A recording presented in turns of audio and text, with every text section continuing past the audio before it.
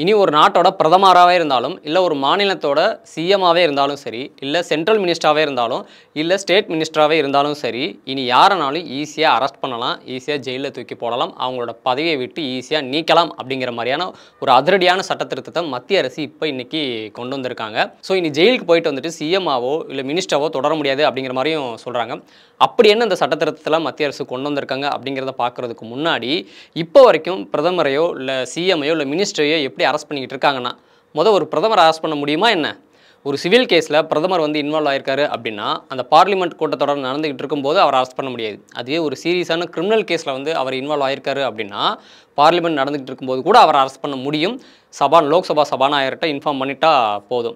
ஆனா, இந்த இடி, சிபிஐ இந்த மாரி இன்வெஸ்டிகேஷன் ஏஜென்சிலாம் இருக்காங்கல்ல, அவங்க தேவையில்லாத ஒரு பிரதமர் அரெஸ்ட் பண்ணா எந்த அளவுக்கு ஒரு பொலிட்டிக்கல் பிரஷர்ஸ்லாம் நடக்கும், புரோட்டஸ்ட்லாம் நடக்கும்னு தெரியும்ல. ஸோ அந்த மாரி தேவையில்லாத பொலிட்டிக்கல் பிரஷர்ஸ் அதெல்லாம் அவாய்ட் பண்றதுக்காக, கோர்ட்ல போய் முறையா ஒரு வாரண்ட் இல்ல ஆர்டர் வாங்கிட்டு, அதுக்கப்புறம் தேவையான ரீசன்ஸ் ரெடி பண்ணிட்டு, தேவையான ஸ்ட்ராங்கான எவிடன்ஸ்லாம் ரெடி பண்ணிட்டு தான் அரெஸ்ட் பண்ணவே செய்வாங்க.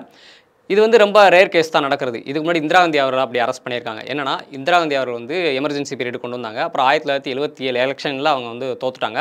1977ல மொரார்ஜி தேசாய் கவர்மெண்ட் வருது. அந்த கவர்மெண்ட் வந்ததுக்கப்புறம் இந்திரா காந்தி அவர்கள அரெஸ்ட் பண்ணுறாங்க. எதுக்காக அப்படின்னா, இவங்க எமர்ஜென்சி பீரியட்ல பவரை மிஸ்யூஸ் பண்ணிட்டாங்க, கரப்ஷன் பண்ணிட்டாங்க அப்படின்னு சொல்லி அரெஸ்ட் பண்ணுறாங்க. ஆனால் அதுக்கப்புறம் அதுக்கு போதுமான எவிடன்ஸ் இல்லை அப்படிங்கிறனால கோர்ட் அவங்கள இந்திரா காந்தி அவர்களை ரிலீஸ் பண்ணிட்டாங்க. இந்த மாதிரி இதுக்கு முன்னாடி பிரதமராக இருந்தால் ராஜீவ் காந்தி அவர்கள் மேலே போபர்ஸ் ஊழல் வழக்கு இருந்துச்சு. அதுக்கப்புறம் நரசிம்மராவ் அவர்கள் மேலே ஒரு கரப்ஷன் கேஸ் இருந்துச்சு. அப்புறம் மன்மோகன் சிங் அவர்கள் மேலே கோல் ஸ்கேம் இருந்துச்சு. இப்போ பிரதமராக இருக்கிற மோடி அவர்கள் மேலே கூட குஜராத் கலவர வழக்கு இருந்துச்சு. ஆனால் இது எதுலையுமே குற்றம் நிரூபிக்கப்பட்டு தண்டனை கொடுக்கப்படல அப்படிங்கிறது தான் உண்மை. Representation of the people act section 8 படி ஒரு கிரிமினல் அஃபென்ஸில் 2 வருஷம் இல்லை அதுக்கு மேலே ஜெயில் தண்டனையை கோர்ட் தீர்ப்பு சொல்லிட்டாங்க அப்படின்னா அவர் எம்பியாவே தொடர முடியாது. பிரதமரும் ஒரு எம்பி தானே, அதனால் அவர் மேலே பார்லிமெண்ட்டில் நம்பிக்கையில்லா தீர்மானம் கொண்டு வருவாங்க. அந்த நம்பிக்கையில்லா தீர்மானத்துக்கு போதுமான மெஜாரிட்டி கிடச்சிருச்சு அப்படின்னா அவர் பிஎம்மாவும் தொடர முடியாது. ஏன்னா அப்புறம் கூட்டணி கட்சிகளோட அழுத்தம் இருக்கும், பொலிட்டிக்கல் ப்ரெஷர்லாம் இருக்கும்ல. இப்படி தான் 2023ல் வயநாடு எம்பியாக இருந்த ராகுல் காந்தி அவர்கள் மேலே தொடரப்பட்ட ஒரு அவதூறு வழக்கில் கோர்ட் அவருக்கு 2 வருஷம் ஜெயில் தண்டனைன்னு சொல்லி அறிவிச்சிட்டாங்க. உடனே அவரை எம்பி பதவி விட்டு தூக்கிட்டாங்க.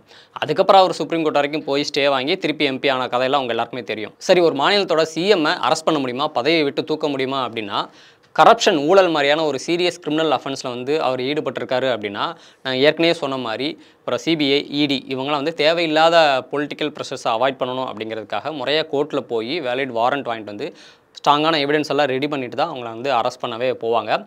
Representation of people act section 8 படி ஏற்கனவே சொன்ன மாதிரி கிரிமினல் அஃபென்ஸில் 2 வருஷம் இல்லை அதுக்கு மேலே ஜெயில் தண்டனை தீர்ப்பு சொல்லிட்டாங்க, கோர்ட் தீர்ப்பு சொல்லிட்டாங்க அப்படின்னா அவங்க எம்எல்ஏவாக தொடர முடியாது. இப்படி தான் 2014ல் அப்போ தமிழ்நாடு சிஎம்மாக இருந்த ஜெயலலிதா அவர்கள் கூட சொத்து குவிப்பு போடக்குள்ள அவங்கள 4 வருஷம் ஜெயில் தண்டனை அறிவிச்சிட்டாங்க. அதுக்கப்புறம் அவங்க எம்எல்ஏவை அவங்க பதவியில் தூக்கிட்டாங்க. ஸோ சிஎம்மும் எம்எல்ஏ தானே, அதனால் கவர்னர் அவர்கிட்ட அசம்பிளியில் நீங்கள் மெஜாரிட்டியை நிரூபிங்கன்னு சொல்லி கேட்பார். ஒருவேளை நிரூபிக்க முடியாமல் தவறிட்டார் அப்படின்னா அவர் சிஎம்மாவும் தொடர முடியாது.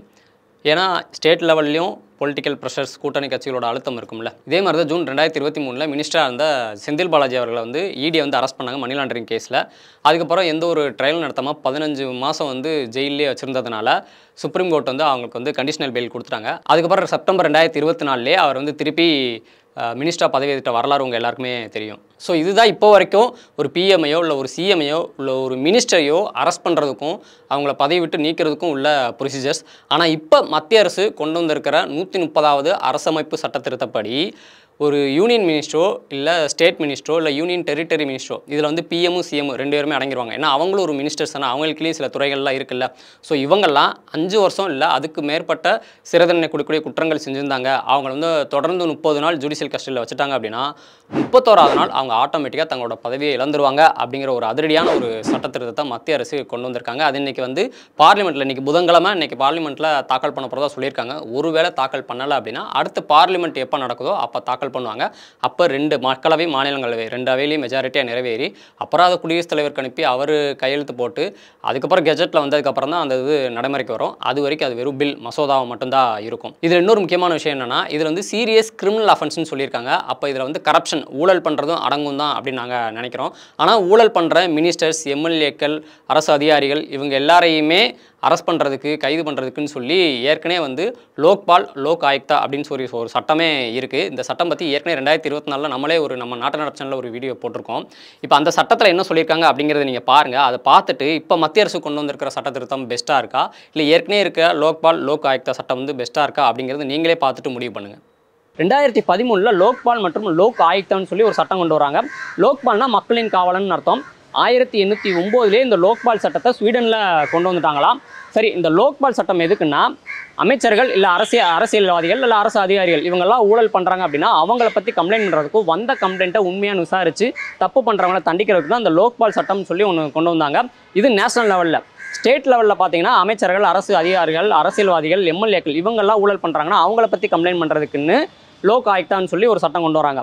அமைச்சர்கள் அப்படின்னா இங்கே பிஎம் சிஎம் 2 பேருமே வருவாங்களா அப்படின்னா ஆமாங்க, லோக்பால் கீழே பிஎம்மும் வருவார், லோக் ஆயுக்தா கீழே சிஎம்மும் வருவார். அவங்கள பற்றி மக்கள் நம்ம கம்ப்ளைண்ட் பண்ணலாம். மக்கள் மட்டும் இல்லைங்க, கவர்மெண்ட்டுக்குள்ளேயே ஊழலுக்கு எதிராக போராடுறவங்க, ஊழல் பண்ணுறவங்கள பற்றி கம்ப்ளைண்ட் பண்ணலாம். அவங்கள தான் விசில் ப்ளோயர்ஸ்னு சொல்லுவாங்க. இந்த லோக்பால் அமைப்பில் கம்ப்ளைண்ட் பண்ணால் உண்மையிலே ஆக்ஷன் எடுத்துருவாங்களாக்கும் அப்படின்னா ஆக்ஷன் எடுப்பாங்களாம். ஏன்னா இந்த லோக்பால் கமிட்டியில் சுப்ரீம் கோர்ட்டோட ஓய்வு பெற்ற முன்னாள் தலைமை நீதிபதி தான் தலைவராக இருப்பார். அவரோட சேர்ந்து நிதி சார்ந்த மற்றும் நிதி சாராத உறுப்பினர்கள்னு சொல்லி மொத்தம் 9 பேர் இருப்பாங்க. இந்த லோக்பால் அமைப்பில் யாரை பற்றிலாம் விசாரிக்கிறதுக்கு அவங்களுக்கு உரிமை இருக்குது அப்படின்னா, prime minister, X prime minister, எம்பிக்கள், மத்திய அரசு அதிகாரிகள்னு இவங்க பண்ணுற ஊழல் பற்றிலாம் விசாரிக்கிறதுக்கு லோக்பால் அமைப்புக்கு உரிமை இருக்குது. 1 வருஷத்துக்குள்ளே விசாரித்து முடிக்கணும். குற்றம் சுமத்தப்பட்டவங்களோட சொத்துக்களை முடக்கிறதுக்கும் இந்த லோக்பால் அமைப்புக்கு உரிமை இருக்குது. இப்போ குற்றம் நிறுவனம் ஆயிடுச்சுன்னா அவங்க பதவியும் பறிபோயிடும். அவங்களுக்கு 7 வருஷத்துலேருந்து 10 வருஷம் ஜெயில் தண்டனை கிடைக்கும்.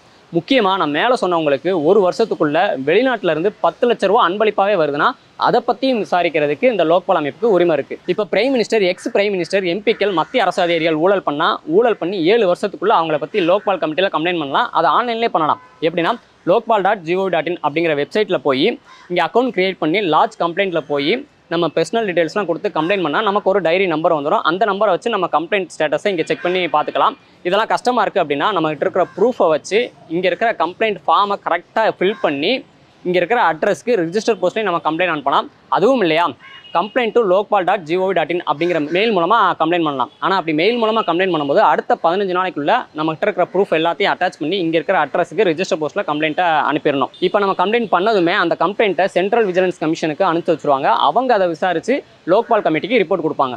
இந்த லோக்பால் மாதிரியே லோக் ஆயுக்தான் ஒன்று இருக்குது. இது ஒவ்வொரு ஸ்டேட்லேயுமே இருக்குது. இதில் சிஎம்லேருந்து எம்எல்ஏலேருந்து ஒவ்வொரு ஸ்டேட் கவர்மெண்ட் எம்ப்ளாயி வரைக்கும் அவங்க ஊழல் பற்றி இதில் வந்து கம்ப்ளைண்ட் பண்ணிக்கலாம். இதில் 5 உறுப்பினர்கள் இருப்பாங்க. இந்த லோக் ஆயுக்தா முதல் இந்தியாவில் மகாராஷ்டிராலையும் அடுத்து உத்தரப்பிரதேசலையும் கொண்டு வந்தாங்க. ஸோ இந்த வீடியோவில் பிஎம்ஓ இல்லை சிஎம்ஓ இல்லை மினிஸ்ட்ரியோ எப்படி வந்து இது வரைக்கும் அரெஸ்ட் பண்ணிக்கிட்டு இருக்காங்க, எப்படி அவங்கள விட்டு பதவி நீக்கிக்கிட்டு இருக்காங்க அப்படிங்கிறத பார்த்தோம். அதே மாதிரி லோக்பால்னா என்ன, லோக் ஆயுக்தானா என்ன அப்படிங்கிறதே பார்த்தோம். இப்போ மத்திய அரசு கொண்டு வர போகிறதா சொல்கிற சட்டத்திட்டத்தில் ஒரு மினிஸ்டரை வந்து எப்படி பதவி நீக்கம் பண்ணலாம் அப்படிங்கிறதையும் நம்ம சுருக்கமாக பார்த்தோம். ஆனால் இந்த ஒரு மத்திய அரசு கொண்டு வர போகிற இந்த அரசு சட்டத்திருத்தம் வந்து நடைமுறைக்கு வந்துச்சு அப்படின்னா மத்திய அரசு வந்து பல மாநிலங்களில் ஆட்சியை கவிழ்க்கிறதுக்காகவும் இல்லை பழிவங்கிறதுக்காகவும் இது வந்து மிஸ்யூஸ் பண்ணுவாங்க அப்படின்னு சொல்லி எதிர்க்கட்சிகள் வந்து எதிர்க்கிறாங்க. ஸோ அவங்க சொல்கிறது சரியா, இல்லை இந்த மத்திய அரசு கொண்டு வர போகிற இந்த சட்டத்திருத்தம் பற்றி நீங்கள் என்ன நினைக்கிறீங்க அப்படிங்கிறத மறக்காம கமெண்ட்ல சொல்லுங்க. ஆட்சியில இருக்கிறவங்களுக்கு ஒழுக்க வேணும், நாணயம் வேணும், நேர்மை வேணும்.